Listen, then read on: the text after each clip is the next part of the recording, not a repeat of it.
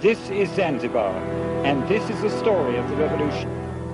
In the People's Palace, the Council of the Revolution now rules where Sultan Jamshid and his ancestors used to reign.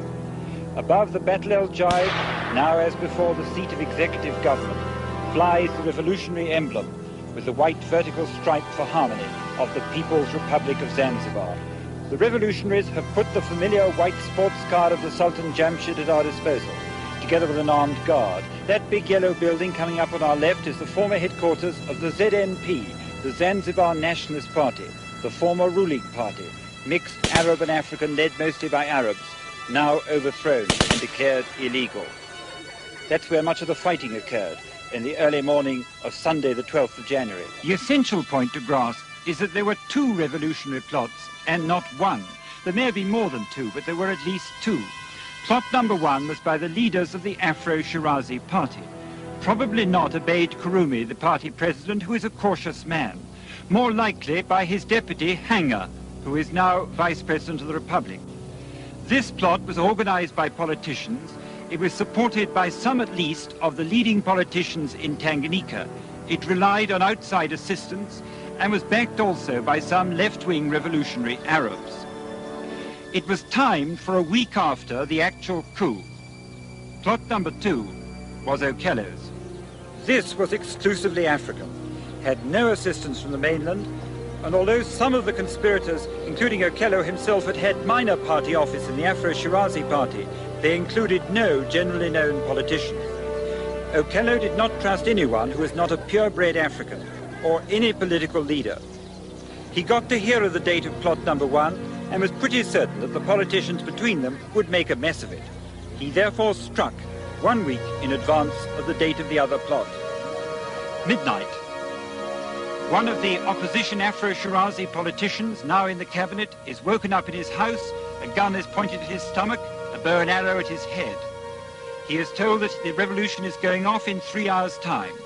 He must tell the revolutionaries where they can find people who can work Zanzibar radio.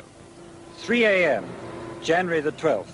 Okello personally knocked out an African sentry outside the armory at the Ziwani police station with his fist, grabbed the man's rifle in best commando style, then knocked out the next man. Thus the revolutionaries had guns and ammunition by 3:30 a.m. Virtually the game was over. There was no Zanzibar army and the police was disarmed. European police officers had recently been reduced from 26 to 6. Their chief, Commissioner Sullivan, rallied the remains of his force at the Malindi police station. He had one other European regular officer, 6 specials, and about 80 men. Between them, they had 5 rifles. They broke into a sports store, got tutus and shotguns. They let one revolutionary truck get right to the end of this bridge before intercepting it. The revolutionaries fled and the police won 15 more rifles, but they had still no reserve ammunition. The Sultan and his family had plenty of time in which to get away, which they did first on this small yacht and then on that larger one which was wireless back from Tanga. Why didn't the ministers also get onto a boat? No one really knows. They had plenty of opportunity and were urged to do so by their European civil servants. The police commissioner's position was now hopeless at Malindi, but the rebels still did not attack. From the community center at Rahaleo, which incorporates the radio station, Okello directed the battle. His violent speeches, extravagant bragging, bloodthirsty threats were part psychological warfare. After all, the Arabs still in the rural areas were well armed. All the same, they must have contributed to the terrible holocaust of casualties, running almost certainly into 4 figures, nearly all of them Arab. The sins of the Arab fathers, who had owned Africans as slaves and caused the most appalling wastage of human life in capturing them throughout East and Central Africa, had been visited terribly on the 3rd and 4th generations. It's only fair to add that Okello used the same propaganda methods to protect the lives and property of Europeans, none of whom was hurt. People in the town hastily tied handkerchiefs on their arms and hung them from their doors and windows to signify surrender to the new regime. The Afro-Shirazi political leaders gathered in Dar es Salaam. Karume, Hanger, and Babu heard over the radio they'd been made president, vice president, foreign minister. They borrowed a reconditioned iron lifeboat with a glass bottom for tourists to see the fishes that was awaiting repairs.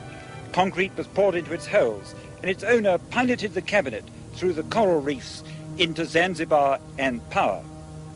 From now on, the story that we tell is one-sided. This is the Council of Revolutionaries. We were not allowed to interview their opponents. They are still in prison. Mr. President, what were the factors which made you decide that a revolutionary action would be necessary? Ile serikali sio ya watu wengi katika nchi hii. First place, the former government did not represent the majority interest of the people. It's obvious that how can an opposition party with 54% of the electorate voting for the opposition and only 46% voting for the established government? Just obvious that there was some hanky-panky going on. By what means?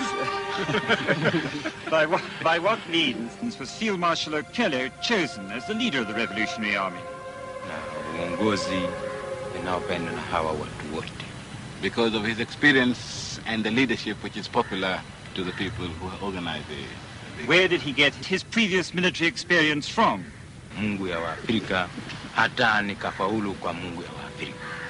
He said he was trained here by the God of the Africans, gained experience through the God of Africans, and we succeeded through the God of Africans. Sheikh Babu, it's no news to you that there is considerable speculation as to whether the communists were behind this rising, and your name is associated with that.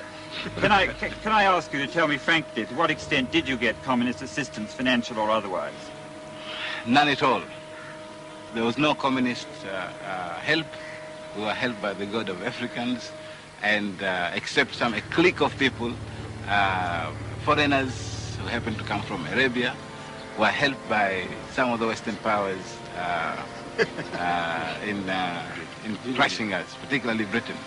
Yes, that's correct. Sheikh Babu, you know very well that the ZNP, of which you were formerly the General Secretary, was always accusing the British of being on the side of the African.